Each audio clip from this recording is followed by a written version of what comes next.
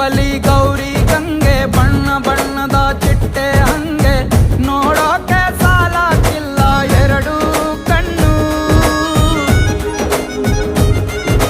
ಗಂಡು ಹೈಕಳು ಬೆಪ್ಪಾಗವ್ರೆ ಬೆರಗು ಕಣ್ಣಲ್ಲಿ ನೋಡ್ತಾ ಅವ್ರೆ ದಾವಣಿಲೆ ಬೀಸುತ್ತಾರೆ ಹೆಣ್ಣೈಕಳು.